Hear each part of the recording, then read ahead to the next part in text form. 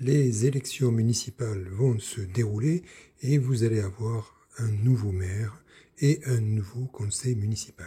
Quelles sont les actions que vous allez devoir mener dans le cadre de cette nouvelle mandature? Allez, à tout de suite.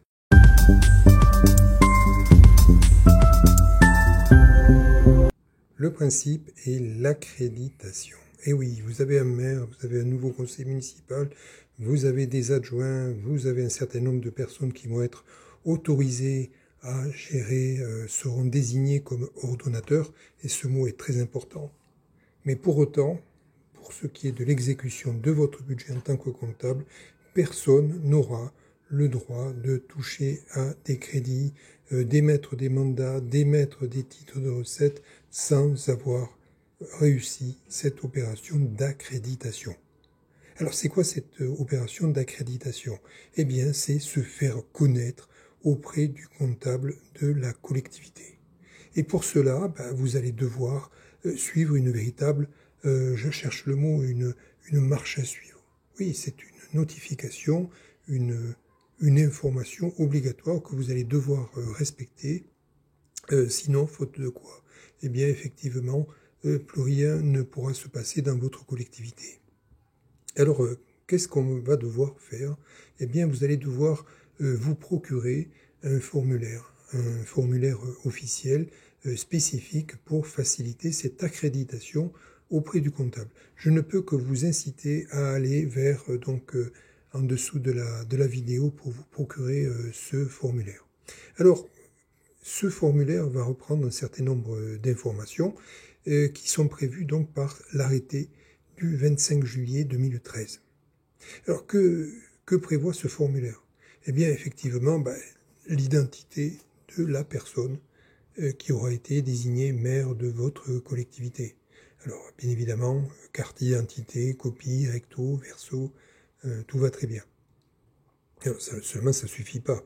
Il faut la délibération du conseil municipal qui désigne la personne maire. Donc, effectivement, cette délibération qui aurait été notifiée, déposée en sous-préfecture, en préfecture, devra donc comporter le caractère exécutoire, donc ce fameux reçu de la part de la préfecture. Alors, bien, tout va bien, je dirais que je réfléchis en même temps que je vous parle, je dirais que la délibération c'est une chose, mais c'est aussi la date finalement d'exécution de cette délibération. Donc si je rappelle, c'est la date de réception en préfecture de cette délibération, alors qu'elle soit de façon dématérialisée ou encore version papier, si c'est pas encore le cas chez vous. Je dirais que le maire est désigné par la délibération, c'est très bien. On connaît la date d'application de cette délibération, oui, mais il faut fournir au comptable une adresse mail professionnelle de manière à lui permettre d'entretenir une correspondance le cas échéant en cas de souci. Et puis enfin, in fine, vous allez donner un spécimen finalement de la signature manuscrite le cas échéant ou électronique si vous êtes déjà donc dématérialisé. Alors bon, très bien, je dirais que vous allez faire cette transmission au comptable. Je dirais que, ok, vous avez un formulaire à remplir. Je dirais qu'il faut le faire le plus tôt possible, dès lors que la délibération aura été déposée en préfecture, pour éviter tout blocage dans le paiement des mandats ou des encaissements de titres de recettes. C'est vraiment quelque chose d'important. Vous allez le faire pour le maire, oui. Vous allez le faire aussi dans le cadre des délégations de signature ou de pouvoir que le maire aura pu signer, car bien évidemment, il faut qu'il soit connu du comptable. Donc, ce que vous avez fait pour le maire en termes de formulaire, ce sera la même chose pour ce qui est des adjoints qui bénéficieront d'une délégation de signature. Alors, ok, d'accord, tout va bien, la vie est belle. Il est possible que dans votre collectivité, des fonctionnaires, des agents publics bénéficient aussi de délégations de signature. Donc il y aura aussi un besoin aussi de pouvoir les faire connaître auprès du comptable. Alors, tout va très bien. On voit le déroulé de cette procédure, je rappelle, d'accréditation. Oui, très bien.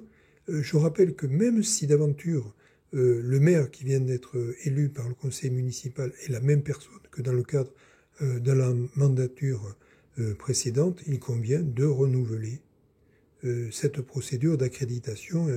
Tout tombe avec la fin de la mandature précédente. Alors, rebelote pour les adjoints, rebelote pour les agents.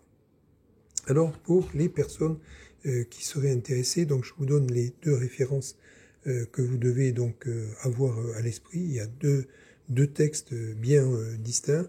Tout d'abord, l'arrêté du 25 juillet 2013, où c'est là que vous allez avoir les modalités d'accréditation qui vont être prévues. Et puis, d'autre part, un décret. Le décret du 7 novembre 2012, c'est ce fameux décret qui réglemente la comptabilité publique. Donc, je vous donne rendez-vous à ma prochaine vidéo qui va parler, autre part, les autres formalités à remplir dans le cadre de la nouvelle mandature. Allez, à très bientôt, et puis surtout, n'oubliez pas de vous inscrire à cette chaîne. Elle vit par vous, pour vous, et donc n'hésitez pas à poser vos questions. Allez, à très bientôt. Ciao.